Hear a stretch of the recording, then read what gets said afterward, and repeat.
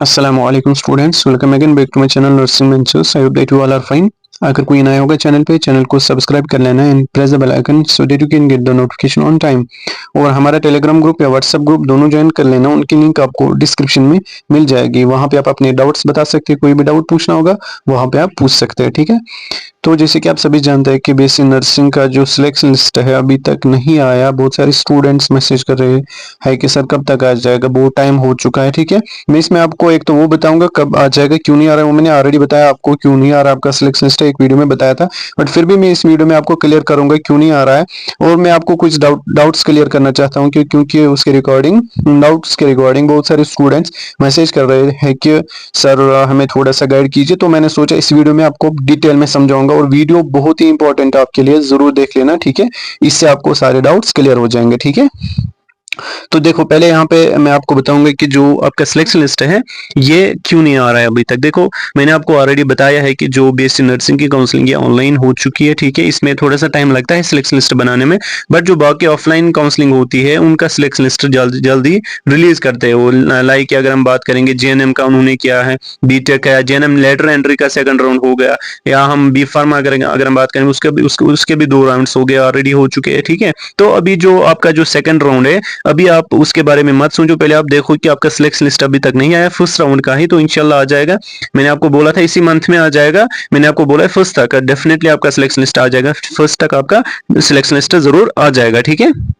तो ये रहा सिलेक्शन लिस्ट की बात। अब मैं आपको कुछ मतलब इंपॉर्टेंट बातें बताऊंगा। देखो पहली बात मैंने आपको एक वीडियो में बताया था कि कौन से आपको डॉक्यूमेंट्स लेने हैं, ठीक है। उसके बारे में थोड़ा सा मैं डिस्कस करूंगा ताकि आपको मतलब डाउट्स क्लियर हो जाएंगे, ठीक है।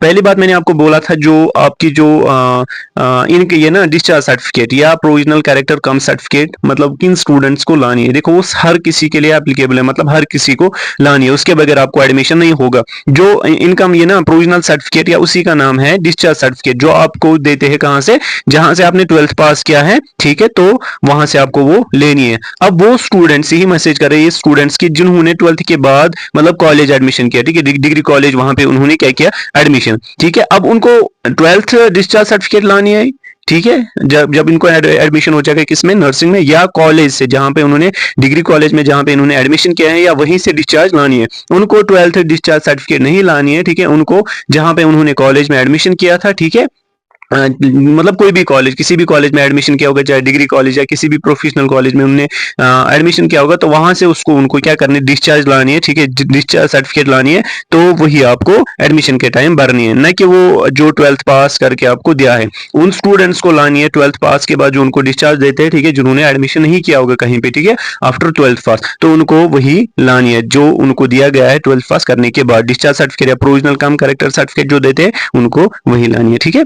अब उसके बाद नेक्स्ट देखो मैंने आपको बोला था आपको कुछ एफिडेविट है, मैंने आपको बोला कि एडमिशन से पहले ये डॉक्यूमेंट्स बनाना, ठीक है। आई होप दैट आपने वो मतलब अच्छे से मतलब ये प्रिपेयर रखे होंगे, ठीक है। बनाना नहीं है वो, बस देखने होते हैं, किसी को मतलब गुमा मत है कोई डॉक्यूमेंट, ठीक है। तो वो सारे देख लेना आप, मैंने आपको बोला। उसके बाद जब आपका सिलेक्शन लिस्ट आ जाएगा उसके बाद आपको कुछ एफिडेविट बनानी है, ठीक है। एफिडेविट आपको 3 बनाने होते हैं। इसमें क्या आता है, एक आता है गैप एफिडेविट, ठीक है, गैप एफिडेविट इसमें आता है, और आता है इसमें अंडरटेकिंग एफिडेविट, मतलब I will follow the rules and regulations, ठीक है। आप एक अंडरटेकिंग मतलब एक ये एग्रीमेंट करते हो, ठीक है, एग्रीमेंट करते हो कॉलेज के साथ में, जो जितने भी इस कॉलेज में रूल्स एंड रेगुलेशंस में वो फॉलो करूंगी या करूंगी, ठीक है। तो ये 2 एफिडेविट और एक बनाना होता है, ठीक है।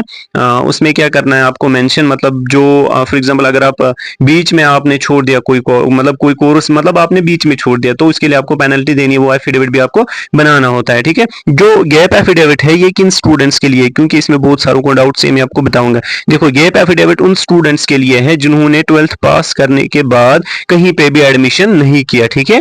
जिन्होंने एडमिशन नहीं किया मतलब जिनको गैप हुआ between 12th pass and the entrance examination, जो उन्होंने दिया बोपी का, लाइक किसी का फर्स्ट या 1 साल ड्रॉप होता है, 2 साल, 3 साल, 4 साल, ठीक है।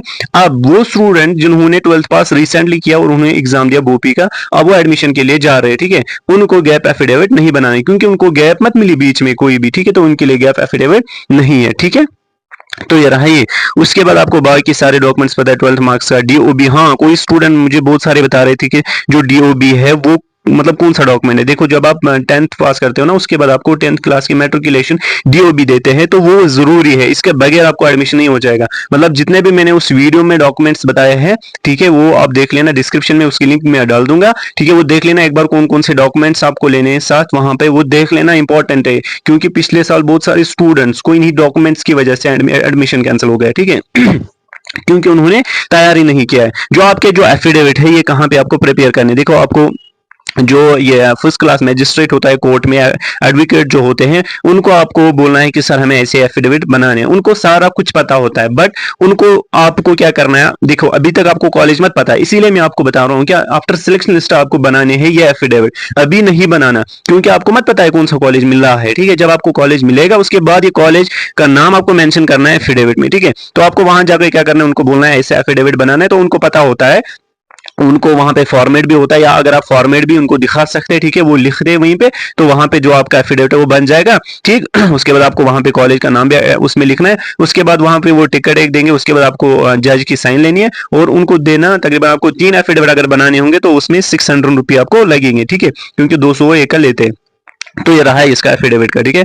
और बाकी जो डॉक्यूमेंट्स मैंने आपको बोले, फोटोग्राफ्स, जीरोक्स कॉपी, आपको कितनी जीरोक्स कॉपी, ऐसे भी कॉलेजेस है जो बोलते हैं कि 6 जीरोक्स कॉपी हर एक डॉक्यूमेंट की लेनी है, या कोई कॉलेजेस है जो बोलते हैं कि 3, वो मैं फिर अलग से बोलूंगा आपको। तो मतलब जो कॉलेजेस है, ठीक है, कौन से कॉलेजेस ऐसे है कि जो मतलब 2 फोटोग्राफ्स, 4 फोटोग्राफ, 6 फोटोग्राफ्स, वो मैं अलग से बताऊंगा एक वीडियो में, हर एक कॉलेज का मेरे पास है, ठीक है, वो मैं डिटेल में बताऊंगा आपको। और यहाँ पे एक बार मेरे को बहुत सारी मैसेज कर रही है कि सर आप वीडियो बनाई के जो हॉस्टल है वो किस कॉलेज में है अवेलेबल, किस कॉलेज में नहीं है। देखो मतलब जो मैक्सिमम जो नर्सिंग हॉस्टल, नर्सिंग कॉलेज है ना, नर्सिंग कॉलेज चाहे वो गवर्नमेंट हो, सेमी गवर्नमेंट हो, प्राइवेट हो, वहां पे बॉयज के लिए हॉस्टल नहीं है, ठीक है। गर्ल्स के लिए कुछ हाँ ये ना कॉलेजेस में है, लाइक अगर हम सिक्किम सोरा की बात करें वहां पे गर्ल्स के लिए हॉस्टल, बट बॉयज के लिए नहीं है।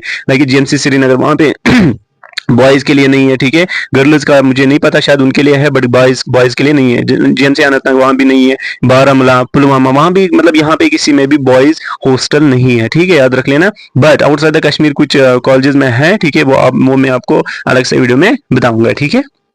और इंशाल्लाह आपका जो सेकंड राउंड है वो भी हो जाएगा, बट उसको अभी टाइम लगेगा, तकरीबन 1 मंथ के बाद आपका सेकंड राउंड हो जाएगा अभी, क्योंकि अभी फर्स्ट राउंड का ना तो सिलेक्शन लिस्ट आया, फिर उसके बाद इनको एडमिशन करना है, फिर जाके जो कॉलेजेस वाले वो रिपोर्ट देंगे बैक, किस मतलब कितनी सीट्स हमें फिल हुई और कितनी वैकेंट है, वो फिर जेके बोपी वालों को ये इन्फॉर्म करेंगे। उसके बाद वो नया सा सीट मैट्रिक्स बनाएंगे सेकंड राउंड के लिए, कितनी सीट्स अब रह गई किस कॉलेज में, उसके बाद आपका सेकंड राउंड हो जाएगा, वो डेफिनेटली हो जाएगा, क्योंकि फर्स्ट राउंड के बाद गवर्नमेंट सीट्स वैकेंट रहती है, तो गवर्नमेंट्स जो कॉलेज है वो ऐसे मत देंगे एडमिशन, इन्होंने बोला है खाली प्राइवेट वालों को, ठीक है। तो आई होप दैट आपको अब समझ आया होगा थोड़ा सा, ठीक है। मिलते हैं नेक्स्ट वीडियो में, तब तक के लिए अल्लाह हाफिज।